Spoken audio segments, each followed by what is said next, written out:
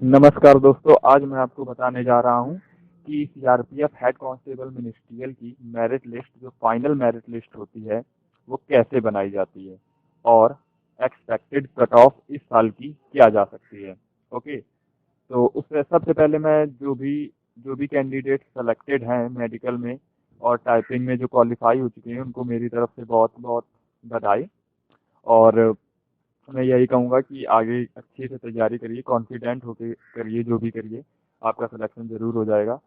उसके बाद एक और मैं आपको इम्पोर्टेंट नोटिस देना चाहता हूँ, वो ये है कि मेरा चैनल का नाम मुझे बदलना पड़ा है किसी कारण से। तो अब मेरे चैनल का नाम है बॉन्ड वेलकैनो, तो आप इस चैनल को प्लीज़ सब्सक्राइब कीजिए और नाम याद रखिए। जो पहले नो डाउट था वो अब हो गया है बॉन्ड वेलकैनो।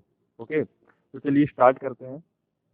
सीआरपीएफ एचसीएम की जो मेरिट लिस्ट होती है, सबसे पहले मैं आपको बता देता हूँ कि इसमें 4 फेज़ होते हैं। देखिए, सबसे पहला फेज़ होता है कि पीएसटी फिजिकल स्क्रूटनी टेस्ट, उसमें क्वालिफाइंग नेचर का होता है, उसके लिए कोई मार्क्स नहीं दिए जाते हैं। ओके, दूसरा आपका आता है रिटेन टेस्ट, जो कि जो भी बच्चे रिटर्न पास हो चुके हैं, क्वालिफाई हो चुके हैं, उन्हें पता होगा कि 225 मार्क्स का रिटर्न होता है और 25 मार्क्स का ऐसे और लेटर होता है, जिसमें से ऐसे और लेटर के नंबर रिटर्न की क्वालिफाइंग में नहीं जोड़े जाते हैं, वो फाइनल मेरिट में जोड़े जाते हैं। ओके, उसके बाद तीसरा स्टेप आता है टाइपिंग टेस्ट, जिसे हम स्किल टेस्ट भी कहते हैं। देखिए, टाइपिंग टेस्ट केवल क्वालिफाइंग नेचर का होता है, उसे बस क्वालिफाई करना जरूरी है, उसके लिए मार्क्स नहीं दिए जाते हैं। उसके बाद सबसे लास्ट में जो बच्चे क्वालिफाई कर लेते हैं ये तीनों स्टेजेस, उनको फिर मेडिकल के लिए भेजा जाता है। तो जो मेडिकल भी क्वालिफाई हो जाते हैं, और मैं आपको बता दूं मेडिकल का भी कोई नंबर नहीं होता है, सिर्फ आपको क्वालिफाई करना होता है मेडिकल, उनके जो स्टैंडर्ड है उन पे आपको खरा उतरना है। ओके, और मेडिकल का कोई नंबर नहीं होता है। तो जो बच्चे इन चारों फेजेस में पास हो जाते हैं तो फाइनल मेरिट लिस्ट बनाई जाती है। और देखिए, मैं आपको बता दूं कि जो फाइनल मेरिट लिस्ट होती है वो सिर्फ और सिर्फ आपके रिटर्न के जो मार्क्स होते हैं उनके बेसिस पे बनाई जाती है। वो जो आपके मार्क्स है 225 में आपके जितने भी मार्क्स बनेंगे उनके बेसिस पे आपकी फाइनल मेरिट लिस्ट निकाली जाएगी। ओके, तो देखिए मैं बता देता हूँ थोड़ा सा कि कैसे मेरिट लिस्ट बनाई जाती है। मान लीजिए कि एससी कैटेगरी के 2 बंदे हैं, मान लीजिए एससी कैटेगरी के 100 बंदे उनको लेने हैं। ओके, अब 100 बंदों में 99 बंदे वो ले चुके हैं, 99 बंदों का सिलेक्शन हो गया है। ओके, अब बचे केवल सीट एक बची है, और मान लीजिए 2 लड़कों के सेम मार्क्स हैं।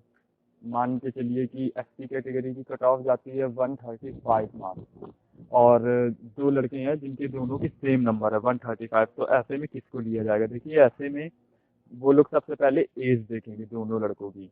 मान लीजिए एक बंदे की एज है 18 ईयर्स और दूसरे की है 21, तो वो 21 वाले को प्रेफरेंस देंगे। उसका कारण ये होता है क्योंकि उसके पास अब चांसेस कम है उसकी, क्योंकि ओवर एज होने वाला है वो, इसलिए उसे चांसेस देंगे। और 18 वाले जिसकी एज 18 है जिस लड़के की, उसे डिस्क्वालीफाइड कर देंगे भले ही उसके नंबर पूरे हैं। ओके, अगर इन केस नंबर भी सेम हो जाते हैं दोनों के, मान लीजिए कि नंबर सेम है और उनकी एज भी सेम है, दोनों की एज 21 है, तो फिर वो क्या करेंगे कि आपका नाम देखेंगे। आपके नाम का फर्स्ट लेटर जो होगा, मान लीजिए एक पहले बंदे का नाम है अनुज और दूसरे बंदे का नाम है जुबैर, तो अनुज का पहले पहले आता है ए और जुबैर में आता है जेड, तो क्या करेंगे कि अनुज को अंदर कर लेंगे और जुबैर को डिस्क्वालीफाइड कर देंगे। ठीक है, तो ये होता है प्रोसीजर मेरिट लिस्ट बनाने का उनका, और कुछ खास नहीं है।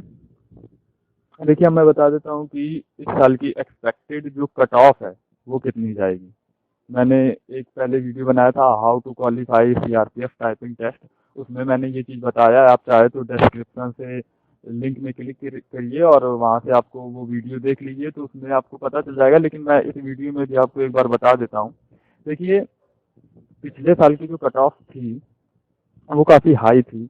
जनरल की 170 प्लस थी और ओबीसी की 160 प्लस, एससी की 150 समथिंग थी और एसटी की 100+ थी।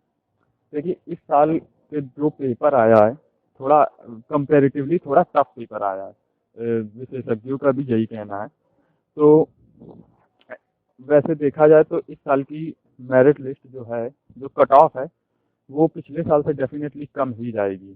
तो इस साल की इस प्रकार जाने से संभावना है कि इतने मार्क्स तक कट ऑफ जाए। देखिए जनरल की 142 से 148 के बीच में होनी चाहिए, और जो एबीसी ओबीसी कैंडिडेट हैं उनकी 138 से 144 के बीच में होनी चाहिए।